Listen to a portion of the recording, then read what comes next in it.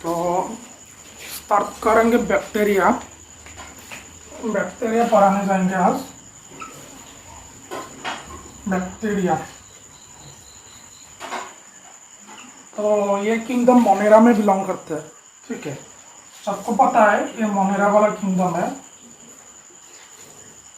तो जो Monera kingdom है, मोनेरा किंगडम का जो स्पेसिफिसिटी है वो है प्रोकैरियोटिक। ठीक है, तो मोनेरा क्या है? Prokaryotic.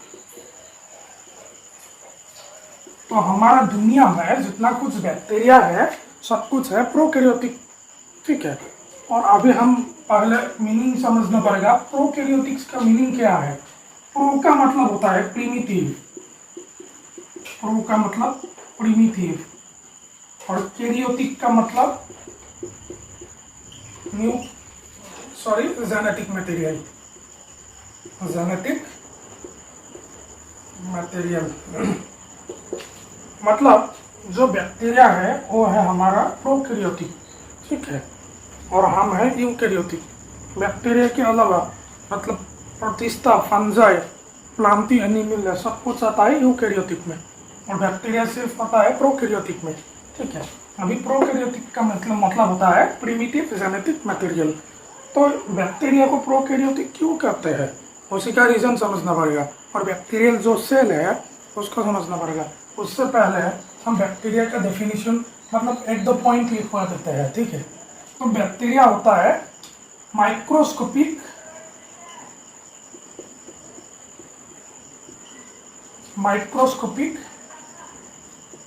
Unicellular prokaryotic organism.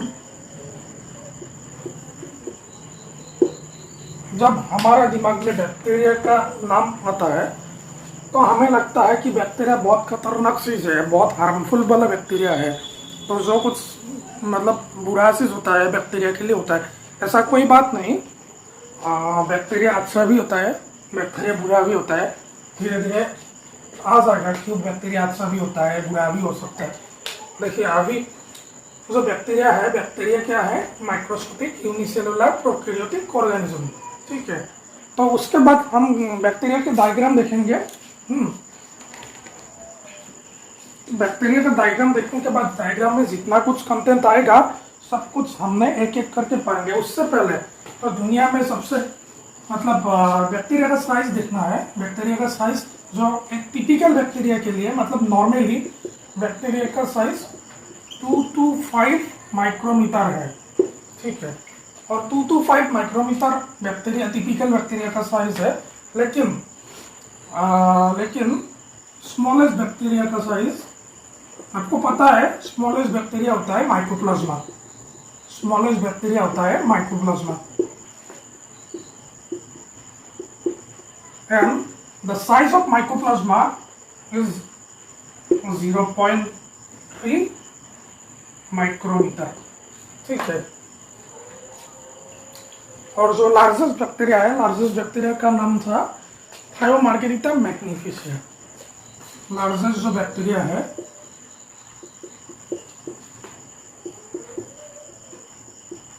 Largest bacteria का नाम था थायोमार्गेरिटा उसके बाद था मैग्निफिसा। मेरे को भी याद नहीं रहता है ज़्यादा बैक्टीरिया का नाम। अच्छा, तो अभी ये जो उसको अंडरलाइन करना पड़ेगा, ये साइंटिफिक नेम है। तो अगर बैक्टीरिया का बेसिक कुछ जानना है तो बैक्टीरिया मोनेरा वाला किंगडम में बिलोंग करता है। और Monera prokaryotic generally, not generally, in all cases Monera is prokaryotic. And here is the meaning of prokaryotes. Pro मतलब प्रिमिटिव एंड कैरियोटिक मतलब न्यूक्लियस लाइक, मतलब जहाँ पे जेनेटिक मटेरियल आता है उसको कैरियोटिक कहता है। ठीक है, primitive genetic material.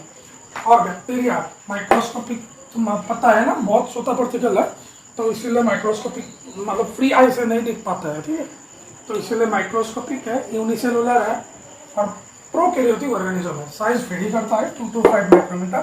Smallest bacteria है माइकोप्लाज्मा, और कहीं कहीं पे इधर स्मॉलेस्ट वाला में माइकोप्लाज्मा पीपीएलओ भी मिल जाएगा, PPLO pleuropneumonia like organism, and here is the largest bacteria which is called Thiomargarita magnifica. तो अभी हम बैक्टीरियल डायग्राम देखेंगे, और बैक्टीरियल डायग्राम में बहुत कुछ सीखना है, तो एक एक करके सीखेंगे। उसके बाद बैक्टीरियल रिप्रोडक्शन सीखेंगे, उसके बाद बैक्टीरियल न्यूट्रिशन सीखेंगे, सब कुछ सीखेंगे। अगर आप नीट के लिए पढ़ रहे हो तो ये एनफ फॉर यू, एंड अगर आप बीएससी कर रहे हो तो बीएससी के लिए भी सही है, एनफ है। तो सपोज ये एक बैक्टीरियल सेल है,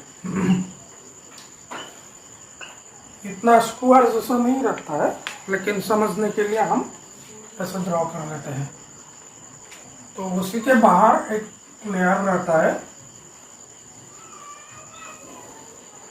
उसी के बाहर और एक लेयर रहता है, मतलब मेम्ब्रेन। ठीक है, ये अगर सेल है तो ये है सेल मेम्ब्रेन। क्या है? Cell membrane. अगर ये सेल मेम्ब्रेन है तो ये है सेल वॉल।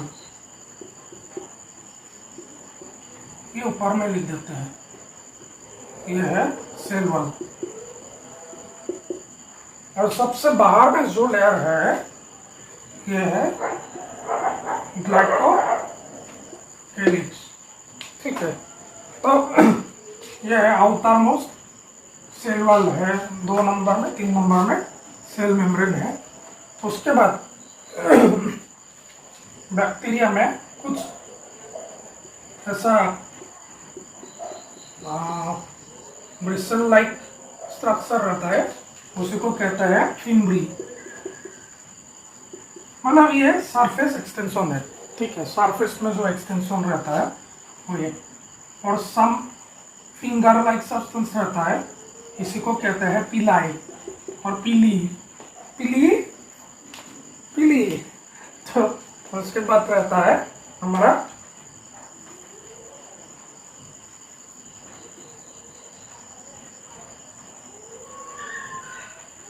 फ्लाजेला। अभी एक बेसिक ओवरव्यू देख रहा है, उसके बाद हम एक एक करके बारी बारी करके एक एक करके हम देखेंगे। ये 4 नंबर में ये पढ़ेंगे, 5 नंबर में पीली पढ़ेंगे, 6 नंबर में फ्लाजेला पढ़ेंगे। उसके बाद आ गया हमारा मेसोजोम। ये है हमारा, क्या है, कितना नंबर? 7 नंबर। यह हमारा मेसोजोम। उसके बाद सम पिगमेंटेड प्लाज्मा मेम्ब्रेन इनवेजिनेशन रहता है, इसको कहते हैं 8 नंबर क्रोमाटोफोर।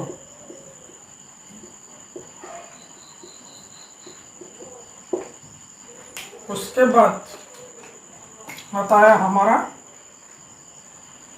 सर्कुलर जो जेनेटिक मटेरियल, मेन जो जेनेटिक मटेरियल है, डबल स्ट्रैंडेड सर्कुलर डीएनए,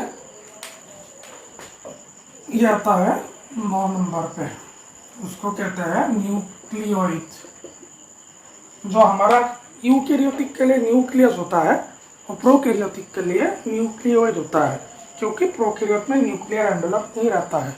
हमारा in case of eukaryote there is the presence of nuclear envelope, that's why that is called nucleus, and here is the absence of nuclear envelope and it is called nucleoid or xenophore or xenophore। तो उसके बाद हम देखेंगे और एक structure, वो भी genetic material है लेकिन क्रोमोसोमल नहीं है। देखिए, हमारा जेनेटिक मटेरियल रहता है न्यूक्लियस में, वो क्रोमोसोमल जेनेटिक मटेरियल है, लेकिन हमारा बॉडी में एक्स्ट्रा क्रोमोसोमल जेनेटिक मटेरियल नहीं रहता है। जो कुछ संभालना होता है वो हमारा जो क्रोमोसोमल जेनेटिक मटेरियल है उसी से ही कंट्रोल होता है। इधर में genetic material as a chromosomal genetic material, there is a nucleoid and it is called plasmid which is called extra chromosomal DNA. extra chromosomal substance, that is called plasmid. देखिए ये भी सर्कुलर है, ये भी सर्कुलर है, ये भी double stranded है, ये भी डबल स्ट्रैंडेड है। ये रहता है हमारा प्लाज्मिड। तो उसके बाद तो ये कितना नंबर हो गया? 10 नंबर। उसके बाद हमारा फीक्यूल वगैरह रहता है, राइबोसोम रहेगा। क्या रहेगा? राइबोसोम।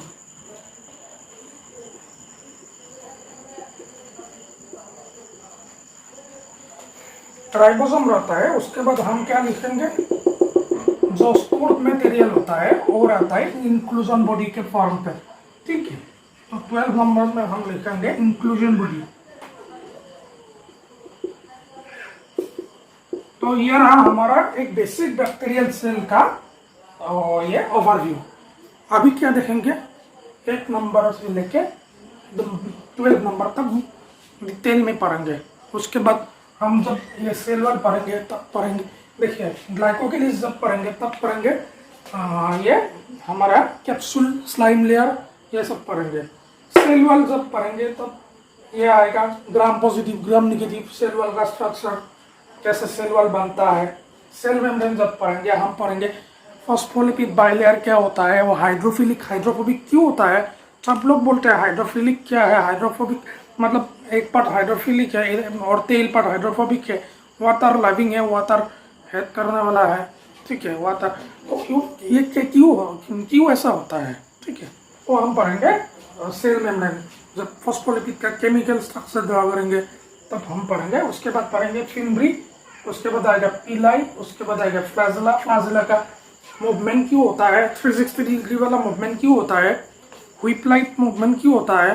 ठीक है, और प्रोटॉन पंप ये सब क्यों रहता है, सब कुछ हम फ्लैजिला में पढ़ेंगे। उसके बाद आएगा हमारा मेसोसोम। जो यूकैरियोटिक सेल में जितना कुछ फंक्शंस होता है ना, उसका 70 to 80% फंक्शंस मतलब रेस्पिरेशन, एक्सक्रीशन, सिक्रेशन सब कुछ मेसोसोम ही कर लेते हैं। ठीक है, तो उसके बाद आएगा 8 नंबर। 8 नंबर पे है क्रोमाटोफोर। जो हमारा जैसे ये क्लोरोप्लास्ट में थाइलाकोइड रहता है, पिगमेंट थाइलाकोइड, उधर में पिगमेंट रहता है, इधर भी थाइलाकोइड जैसा क्रोमाटोफोर है। जैसे माइटोकॉन्ड्रिया जैसा मेसोसोम है ना, तो थाइलाकोइड जैसा क्रोमाटोफोर है। तो क्रोमाटोफोर आ गया 8 नंबर पे। उसके बाद जेनेटिक मटेरियल आ गया, न्यूक्लियोइड और जिनोफोरिया आएगा 9 नंबर पे। उसके बाद आएगा प्लाज्मिड, उसके बाद आएगा राइबोसोम, उसके बाद आएगा इंक्लूजन बॉडी। तो ये रहा बेसिक। अभी हम एक एक करके ग्लाइकोकेलिक्स से पढ़ेंगे। वीडियो स्किप मत करिएगा, पूरा एक एक करके देखिएगा। बैक्टीरिया का जितना कुछ कंसेप्ट है सब कुछ आपका दिमाग में घुस जाएगा। ठीक है, अगर बीएससी कर रहा है तो बीएससी के लिए भी अनफ है। जो मैं लिखवाऊंगा वो आपका कॉपी में लिख लीजिए। और जो मतलब मैंने स्टडी कर मतलब बहुत रिसर्च करके ये नोट्स निकाला, अभी एक एक करके पढ़ाऊँगा। और अगर नीट के लिए पढ़ रहा है तो भी अनफ है।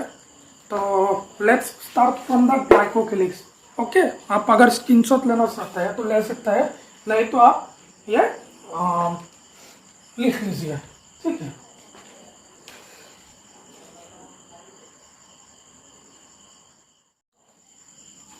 तो लेट्स स्टार्ट द ग्लाइकोकेलिक्स। तो I will start with the ग्लाइकोकेलिक्स।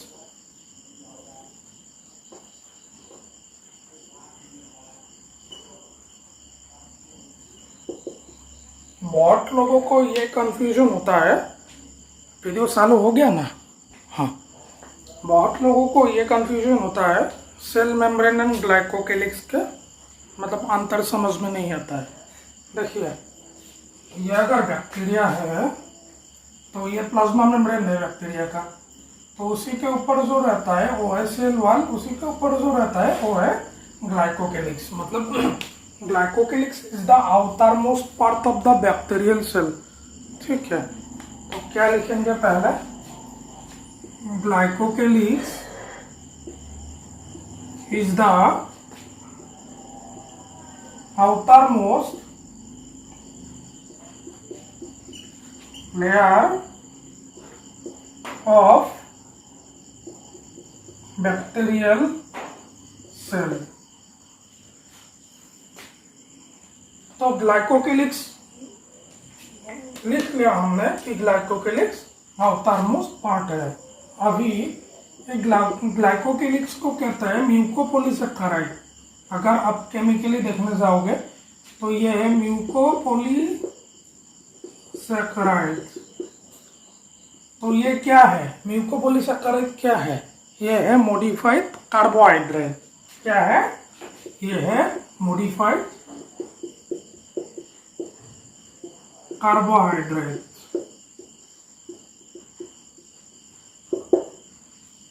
उसका मतलब यह है ग्लाइकोकेलिक्स एक मॉडिफाइड कार्बोहाइड्रेट का बनाया हुआ लेयर है जो हमारा बैक्टीरियल सेल को कवर करवाते हैं। ठीक है, तो बैक्टीरियल सेल को कवर करने वाला आउटर मोस्ट लेयर है ग्लाइकोकेलिक्स।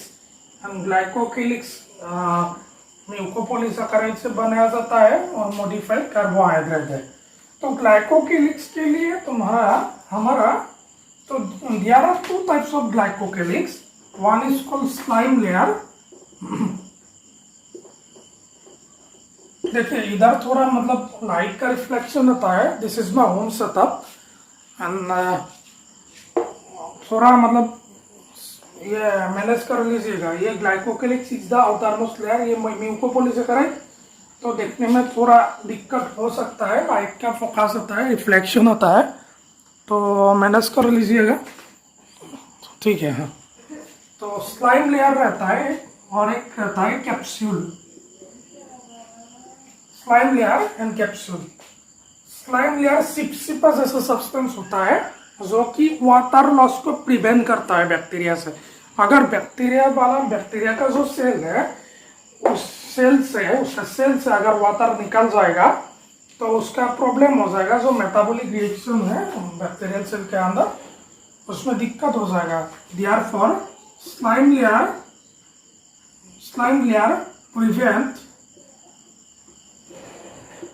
prevent water loss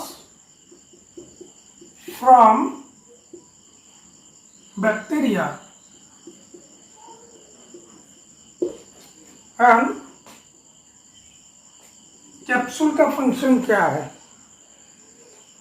it provides, देखिए अगर स्लाइम लेयर है तो कैप्सूल नहीं है, अगर कैप्सूल है तो स्लाइम लेयर नहीं है। एक ही चीज रह सकता है। कोई भी बैक्टीरिया में अगर ग्लाइकोकेलिक्स अगर स्लाइम लेयर के फॉर्म में रहता है तो कैप्सूल नहीं मिलेगा। अगर कैप्सूल रहता है तो स्लाइम लेयर का और सिपसिपा वाला लेयर नहीं मिलेंगे। It provides disease causing ability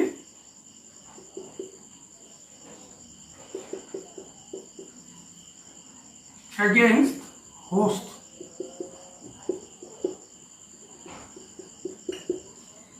अब ग्रिफिथ वाला एक्सपेरिमेंट पढ़ते थे ना, ग्रिफिथ का जो एक्सपेरिमेंट है उधर में दो टाइप का बैक्टीरिया लिया जाता है। एक है आर स्ट्रेन वाला और एक है एस स्ट्रेन वाला। तो एस स्ट्रेन का मतलब ये था स्मूथ था। स्मूथ इसीलिए था उसी के बाहर में कैप्सूल लेयर था, इसीलिए वो स्मूथ था। और ये स्मूथ वाला खतरनाक सा था, मतलब वो क्या है डिजीज कॉजिंग एबिलिटी था उसका। ठीक है, वो ग्रिफिथ का था कि ग्रिफिथ का नहीं। अच्छा, आर स्ट्रेन एस स्ट्रेन वाला बैक्टीरिया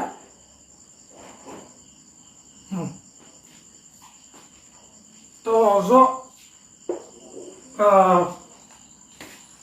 एस स्ट्रेन वाला बैक्टीरिया था वो था वायरुलेंट, मतलब वो एस स्ट्रेन में कैप्सूल रहता है इसलिए वो वायरुलेंट है।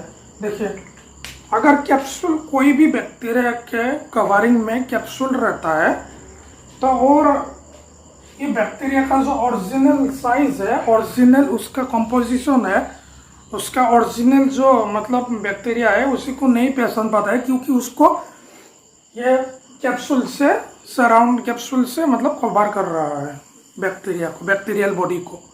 तो उसको मारने के लिए एंटीबॉडी बनाने के लिए थोड़ा दिक्कत होता है क्योंकि कैप्सूल रहता है, ठीक है। और कैप्सूल रहने पे उसको कहता है स्मूथ स्ट्रेन, एस मतलब स्मूथ, तो वो वायरुलेंट बन जाता है, डिजीज कॉजिंग एबिलिटी आ जाता है उसका, क्योंकि उसके अगेंस्ट में एंटीबॉडी फॉर्मेशन नहीं होता है, ठीक है। कॉन्सेप्ट समझ में आया कि नहीं? देखिए, अगर कैप्सूल रहता है एक बैक्टीरिया में तो कैप्सूल का मतलब पता है ना, वो स्मूथ जैसा लग जाता है, मतलब आउटर कवरिंग स्मूथ हो जाता है। अगर आउटर कवरिंग स्मूथ हो जाता है और उसके अंदर बैक्टीरिया है तो उसके अगेंस्ट में अगर एंटीबॉडी बनाना है तो एंटीबॉडी किस चीज का अगेंस्ट में बनाएगा? अगर बैक्टीरिया का साइज, बैक्टीरिया का शेप, बैक्टीरिया कैसा है वो अगर पता ही नहीं तो उसके अगेंस्ट में एंटीबॉडी कैसे फॉर्म होगा? नहीं होगा। इसीलिए वो डिजीज कॉजिंग है, वायरुलेंट है, वो किसी का जान भी ले सकता है, वो हार्मफुल है। और जो अर्स्ट्रिंग वाला बैक्टीरिया है तो इधर में कैप्सूल नहीं रहता है। कैप्सूल अगर नहीं रहता है तो ये क्या है, डायरेक्ट बैक्टीरिया तो बैक्टीरिया ही रहता है, उसी के कवरिंग में कैप्सूल नहीं रहता है, तो उसके लिए उसके अगेंस्ट में एंटीबॉडी बनाना आसान हो जाता है। एंड आसान होने से ये वाला हमारा बॉडी में अगर घुसेगा तो इसके अगेंस्ट में एंटीबॉडी फॉर्मेशन होगा और ये बैक्टीरिया को मार देगा अगर कैप्सूल नहीं है, ठीक है। ये नॉन वायरुलेंट है, मतलब ज्यादातर डिजीज नहीं कर सकता है। तो ये हमारा वायरुलेंट है नॉन वायरुलेंट का कॉन्सेप्ट। तो स्लाइम लेयर क्या करता है? Prevent water loss from bacteria, bacteria का वाटर लॉस होने से बचाता है, ठीक है। एंड ये लूज एंड स्लाइमी होता है, ये तो पता ही है, स्लाइमी का मतलब लूज ही होगा, loose and slimy. And it helps in attachment, host के साथ अगर अटैचमेंट करेगा तो स्लाइम लेयर भी अटैचमेंट के लिए हेल्प करता है। तो ये था हमारा ग्लाइकोकेलिक्स। ग्लाइकोकेलिक्स के लिए बहुत कुछ नहीं जानना है। नेक्स्ट आएगा सेल वॉल, जो कि मोस्ट इंपॉर्टेंट है, सेल वॉल ऑफ बैक्टीरिया। तो नेक्स्ट हम पढ़ेंगे सेल वॉल। देखिए, ये अगर बैक्टीरिया है, ये सेल मेम्ब्रेन है, ये सेल वॉल है, ठीक है, और उसके ऊपर में रहता है बाहर में ग्लाइकोकेलिक्स। तो ये सेकंड नंबर वाला सेल वॉल। तो cell wall made up of, cell wall is made up of peptidoglycan, peptidoglycan. Cell wall is rigid in nature and provides proper shape to the bacteria,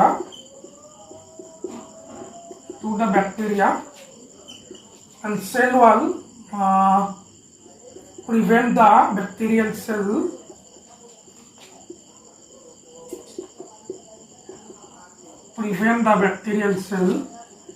from bursting, ठीक है। तो cell wall का जो chemical composition है वो है peptidoglycan, and peptidoglycan helps the cell to provide a proper shape, okay, and which is rigid in nature, which is rigidic structure, and the cell wall is responsible to prevent the bacterial cell from bursting, ठीक है, not bursting, bursting. Okay, let's talk about the peptidoglycan. What is peptidoglycan? Okay, if the word peptidoglycan comes into my mind, then I think there is two words. One is peptido, another one is glycan.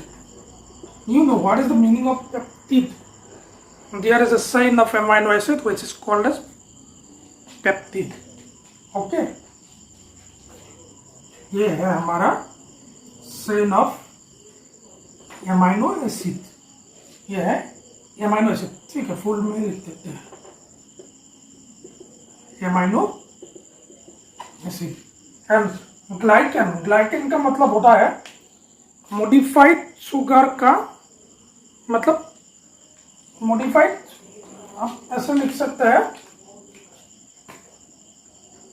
Chain of modified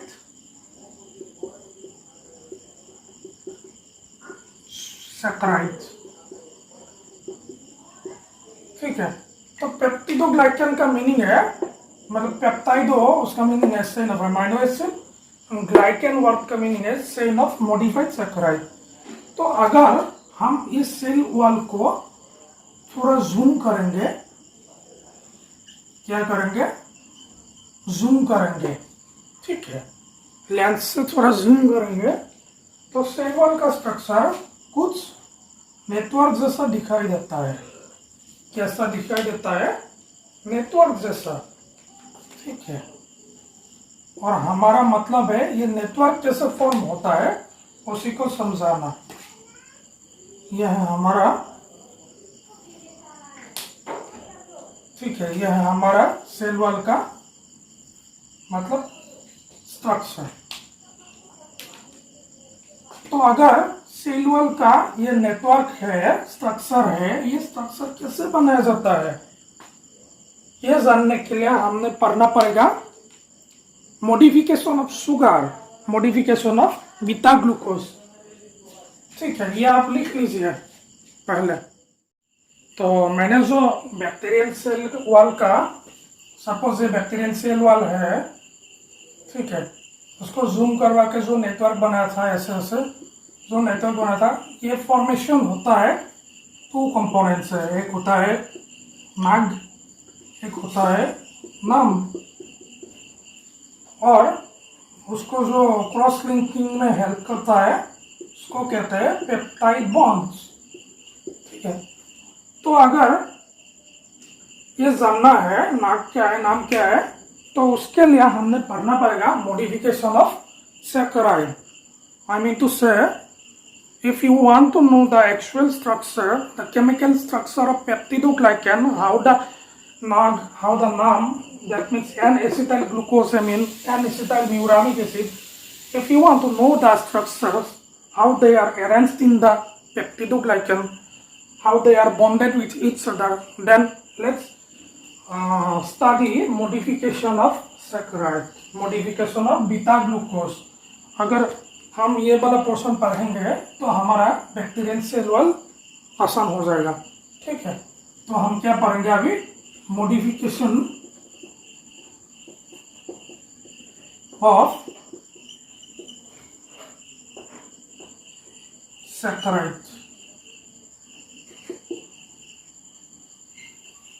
देखिए, आपको, मुझे नहीं मालूम आपको पता है कि नहीं ग्लूकोज का ring structure. Here I am drawing the ring structure of glucose. Here hydrogen, here OH, OH, hydrogen, OH, hydrogen, and here OH, hydrogen, CH2OH. This is the carbon 1 position, and in the carbon 1 position, the OH group at the above, then it is called beta D glucose. Video चल रहा है ना?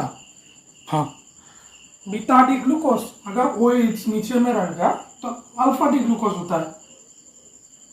हम क्या करेंगे, beta D glucose में NH2 add करेंगे to form amino sugar, and I will form here the amino sugar. सब कुछ सेम रहेगा, OH ऊपर में, हाइड्रोजन नीचे में, hydrogen, and here NH2, and here OH ऊपर में, हाइड्रोजन नीचे में, इधर हाइड्रोजन ऊपर में, OH नीचे में, and CH2OH। ये हो गया हमारा amino sugar। And after formation of amino sugar, if I will do acetylation in the amino sugar, then I will get N-acetyl ग्लूकोसेमाइन। क्या करेंगे हम अभी, एसिटाइलेशन करेंगे। कहाँ पे? एमिनो शुगर पे। तो अगर एमिनो शुगर पे हम एसिटाइलेशन करेंगे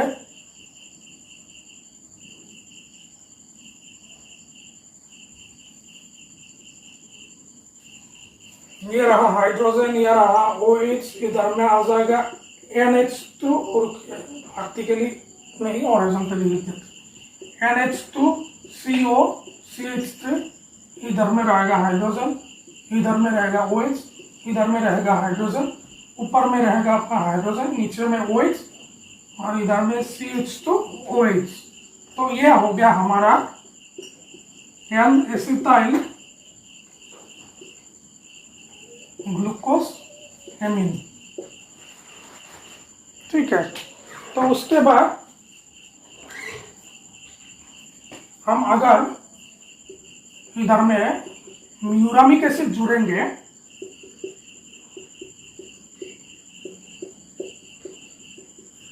अगर हम म्यूरामिक एसिड जुड़ेंगे तो क्या होगा, हमारा नाम फॉर्मेशन होगा। That means N acetyl muramic acid. Cell wall में दो रहता है, एक होता है नाग, एक होता है NAM. Here is the NAG and I am going to draw the NAM. यही रहेगा, मतलब एन एसिटाइल ग्लूकोसेमिन ही रहेगा, लेकिन इधर में म्यूरामिक एसिड भी जुड़ेंगे। अगर म्यूरामिक एसिड जुड़ेंगे it will form N acetyl muramic acid. तो इधर तक दिखाई दे रहा है ना?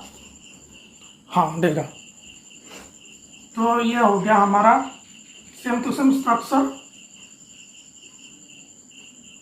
हाइड्रोजन OH, NH2COCH3, इधर में CH3, रुके इधर में हो रहा है हाइड्रोजन, इधर में रहा OH। तो इधर में ऑक्सीजन तो पहले से है और हाइड्रोजन निकाल के इधर में लगेगा ऑक्सीजन के साथ CH3CH COOH। ये हो रहा है रिंग के अंदर, लेकिन इधर में स्पेस कम है, इसीलिए मैं नीचे में लाइन खींच के ड्रॉ कर देते हैं। ठीक है, तो ये ऑक्सीजन के साथ CH3CH COOH that is muramic acid जोड़ रहा है। तो और बाकी जो कुछ है सब कुछ सेम ही रहेगा, इधर OH, इधर हाइड्रोजन और इधर CH2OH। तो यह है एन एसिटाइल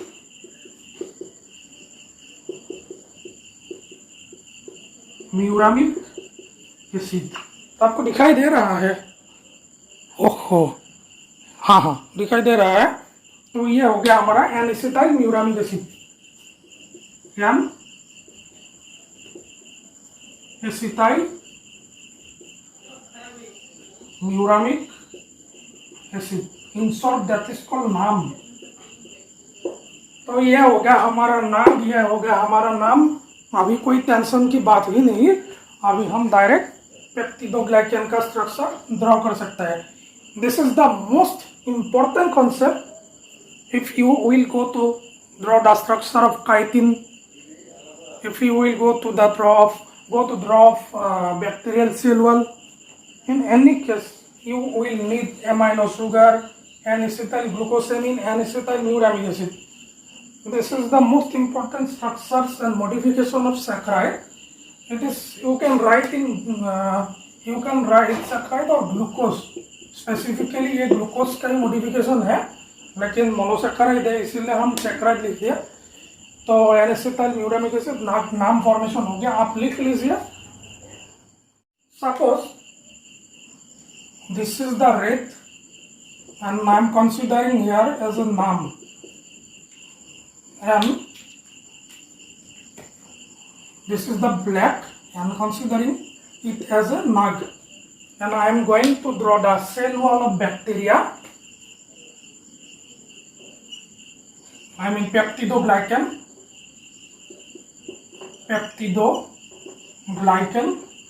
ये सब पढ़ के बहुत मजा आता है। यह हमारा नाग, यह हमारा नाग, यह हमारा नाग, यह हमारा नाग। नाग का मतलब है एन एसिटाइल ग्लूकोसेमिन, एंड उसी के बीच में क्या रहेगा, ये रहेगा हमारा नाम, ये हमारा नाम, ये नाम, इधर में रहेगा नाम NAM NAM NAM, that means N acetyl muramic acid. And NAM के बीच में ये नाग नाग नाग।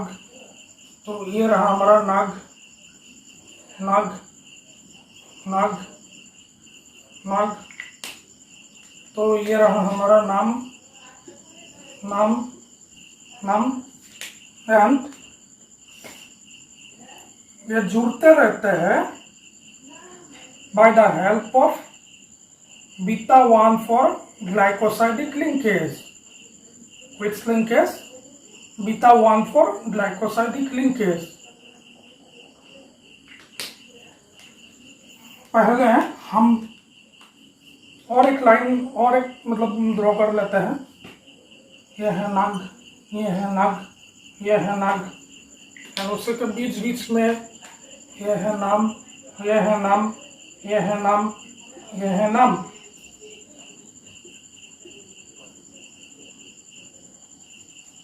पहले हम देखेंगे ये वाला जो लिंकेज है उसका नाम है बीटा 1 4, ऊपर में लिख देते हैं ना थोड़ा। ये वाला है बीटा 1 4 ग्लाइकोसाइडिक लिंकेज। यह है हमारा नाम, यह है हमारा नाम एन। ये जो नाम वाला स्ट्रक्चर्स है उधर में कुछ एमाइनो एसिड का चेन लगेगा। ऐसा सारे एमाइनो एसिड का चेन अटैच होता है एंड ये चेन को कहते हैं टेट्रापेप्टाइड।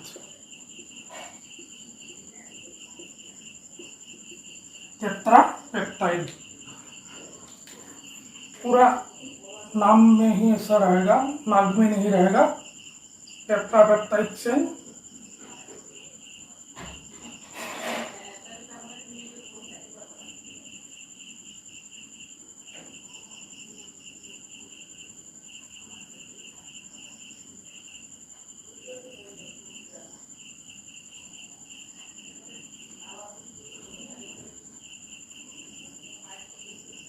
तो ऐसे टेट्रापेप्टाइड लगेगा, ठीक है।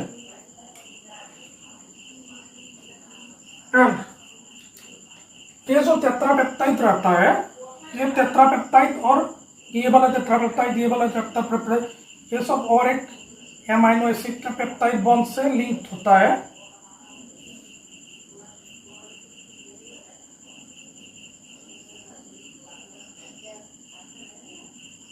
और एमाइनो एसिड से ऐसे लिंक होता है जो नेटवर्क फॉर्मेशन करता है, ठीक है, जो रिजिडिटी प्रोवाइड करता है ये वाला लिंकेज के लिए। तो इसी को कहते हैं क्रॉस लिंकिंग। क्रॉस लिंकिंग, ठीक है। तो जो टेट्रापेप्टाइड एंड टेट्रापेप्टाइड रहता है उसी को जो ज्वाइन करवाते हैं और एक नेटवर्क जैसा फॉर्मेशन होता है, तो ये बना क्रॉस लिंकिंग है।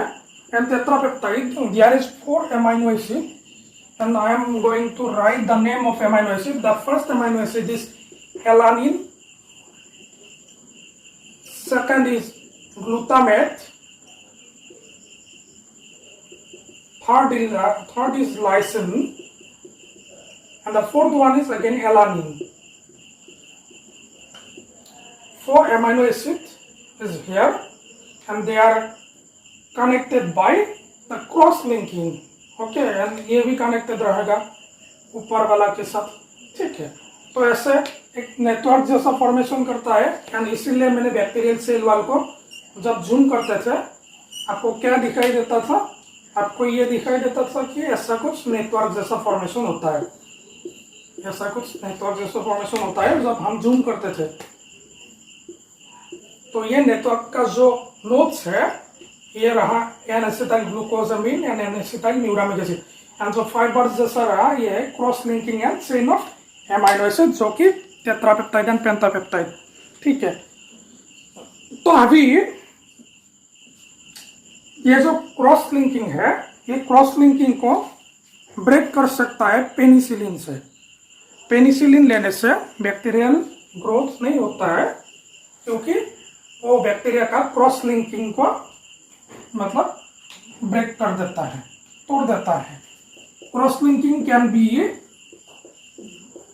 Broken by can be broken by ये क्या कहता है आपका पेनिसिलिन।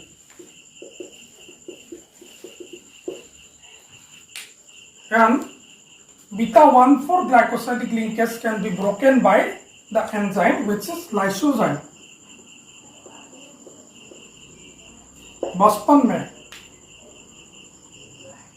कभी कभी आपको टीचर ऐसे बोलते थे कि कभी कभी रोना भी अच्छा होता है, क्योंकि रोने से जो आंसू निकलता है उधर में रहता है lysozyme, and lysozyme is responsible to prevent the growth of bacteria, and lysozyme can kill the bacteria.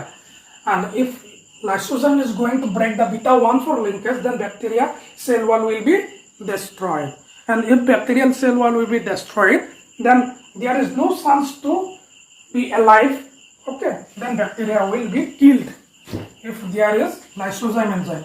ठीक है, तो हमारा lysozyme का काम हो गया। तो हमारा ये पेनिसिलिन का हो गया। उसके बाद हम अभी बैक्टीरियल सेल वॉल का कंपोजिशन के बेसिस पे there is two types of bacteria found in this world. Number 1 is gram positive and number 2 is gram negative, and this is completely based on the bacterial composition and bacterial structures. Let's start the gram staining process. What is gram positive and gram negative क्यों आ गया ये दोनों term, and ये दोनों term अगर आप bacterial cell wall को देखोगे, अगर ग्राम पॉजिटिव का bacterial cell wall and gram negative का बैक्टीरियल सेल वॉल देखोगे तो बहुत कुछ फर्क होता है। तो इसीलिए हम पढ़ने जाएंगे ग्राम स्टेनिंग। पहले ग्राम स्टेनिंग पढ़ेंगे, मतलब स्टेन करने से कैसा रिएक्शन देता है, कलर रिएक्शन कैसा देता है, कैसे पता चलता है ये ग्राम पॉजिटिव है ग्राम नेगेटिव है। After that I will teach you, I will discuss, not teach you, I will discuss what is the chemical structure. ठीक है, तो ये आप लिख लीजिए, बहुत इंपॉर्टेंट है। ये 4 पेप्टाइड है, मतलब 4 अमीनो एसिड है which is together known as tetrapeptide. Number 1 is alanine, number 2 is glutamate, number 3 is lysine, and number 4 is alanine. And here is the network structure formed of the composition of this NAM and peptide. And this is the whole concept of peptidoglycan. Now I am going to start a gram staining. So आप लिख लीजिए